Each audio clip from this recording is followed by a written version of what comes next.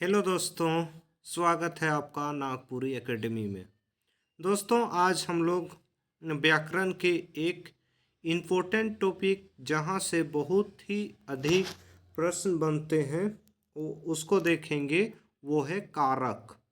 कारक, आइए नागपुरी में कारक हिंदी की तरह ही होता है, बस जो कर्ता कारक में होता है वो उसमें कोई चिन्ह का प्रयोग नहीं होता है। आइए डिटेल में देखते हैं आगे। तो कारक का हम लोग सबसे पहले परिभाषा को देखते हैं।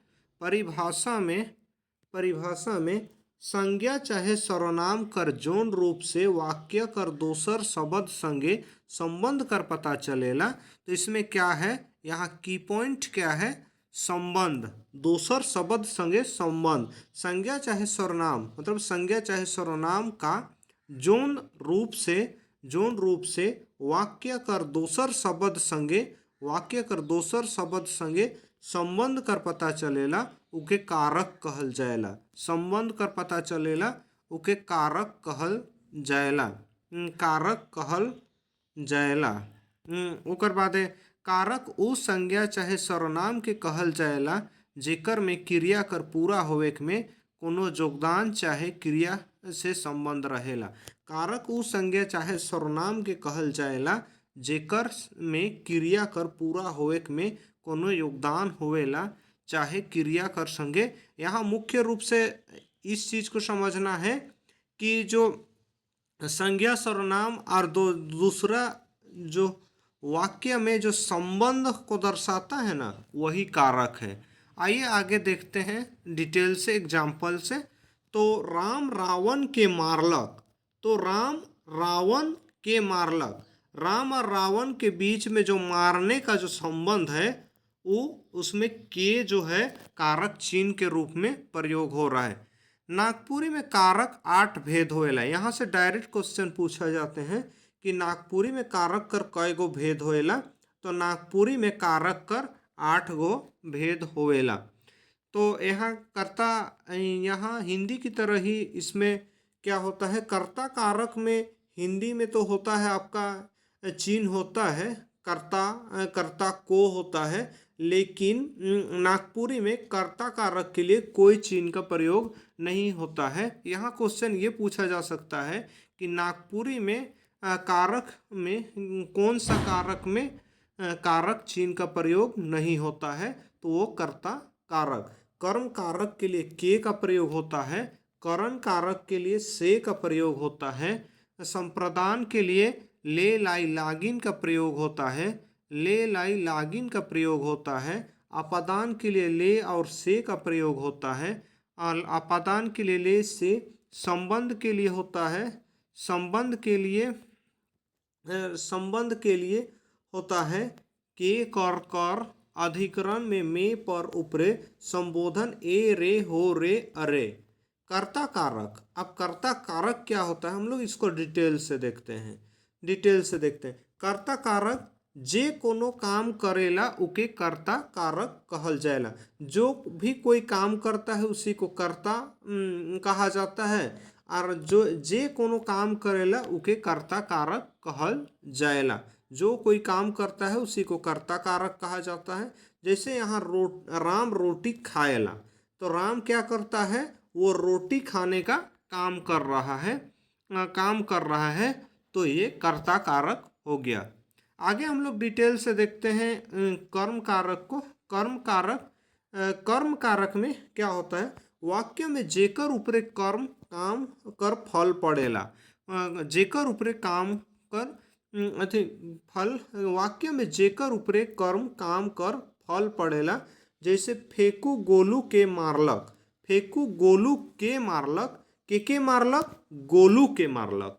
तो यहाँ पर जो गोलू है ये कर्म है, और जो मारने का जो काम कर रहा है फेंकू, उसका प्रभाव गोलू के ऊपर पड़ रहा है, तो यही है कर्म कारक।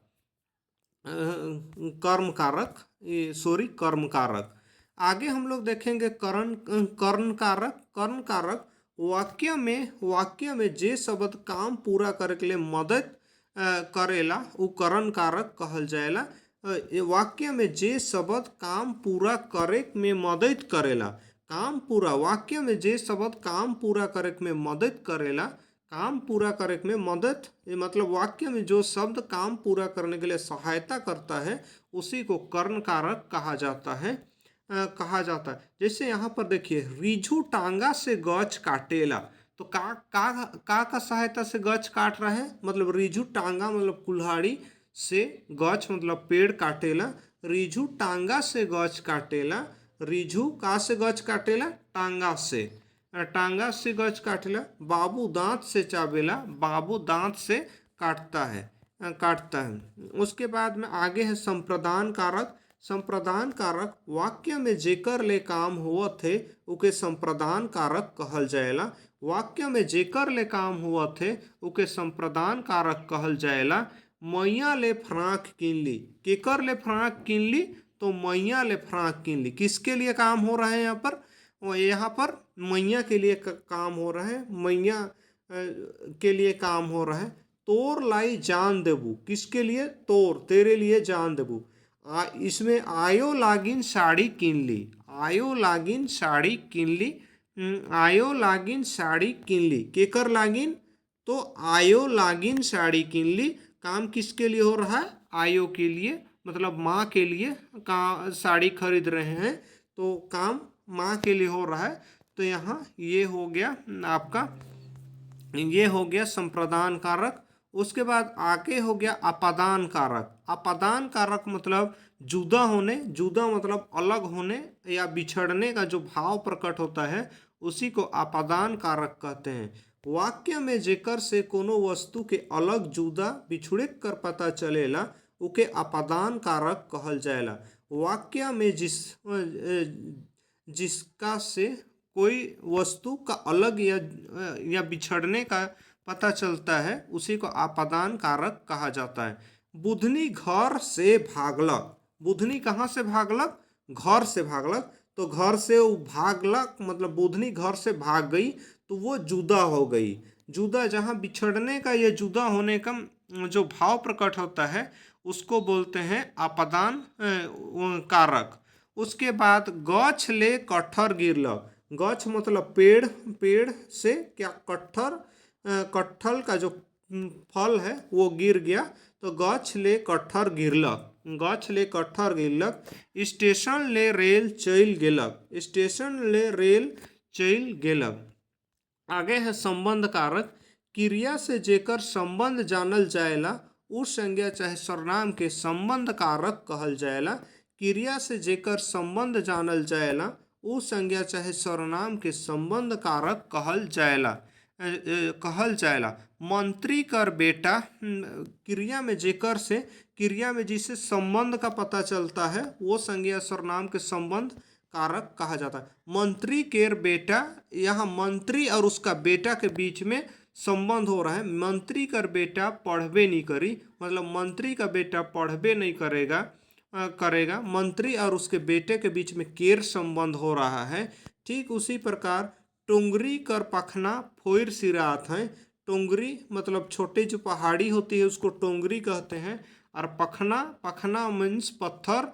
तो टोंगरी और पखना कर बीच कर जो संबंध है, कर संबंध है। राम कर भाई लक्ष्मण, राम और लक्ष्मण के बीच में कर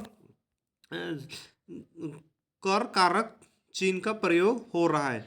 ठीक उसी प्रकार से आगे है अधिकरण कारक। अधिकरण कारक संज्ञा चाहे सर्वनाम में जे रूप में क्रिया कर ठाव, समय, ठाव, आधार कर निश्चितता कर बोध होवेला ओके अधिकरण कारक कहा जाता है, कहल जाएला। संज्ञा चाहे सर्वनाम कर जे रूप से क्रिया कर समय, ठाव, आधार कर निश्चितता कर बोध होवेला ओके अधिकरण कारक कहल जाएला। जैसे बाघ माड़ा में ढुकलक। माड़ा मतलब जो ये होता है ना, गुफा टाइप में होता है छोटा, उसको माड़ा बोला जाता है। तो बाघ कहाँ ढुकलक, माड़ा में। उसका ठाव मतलब स्थान का पता चल रहा है। घर में आयो आहे, घर में आयो आहे। बाबा चौकी में बैठल है, एक स्थान का पता चल रहा है। उसके बाद में बाबा घरे में आहे। टेबुल कर ऊपरे किताब राखल है। यह भी स्थान का पता चल रहा है। आगे कारक का है संबोधन कारक। संबोधन कारक जेकर से कोनो कर संबोधन कर बोध होवेला ओके संबोधन कारक कहल जाएला। इसमें क्या होता है कि संबोधन का बोध होता है, जिसमें संबोधन का बोध होता है उसको संबोधन। ए ना हिने, ए ना घर जा, मतलब ए घर जा, अरे हिने आओ, अरे हिने आओ, अरे इधर आओ बोलते हैं ना, उसी को नागपुरी में अरे हिने आओ। उसके बाद ए ना उसन ना कर, ए ना उसन ना कर, ए ना वैसा मत करो, करो। इस प्रकार से कारक का 8 भेद हुआ और कारक के सभी भेद को स्पष्टता हमने समझने का प्रयास किया।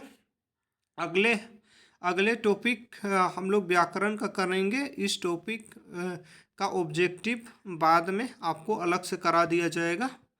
धन्यवाद।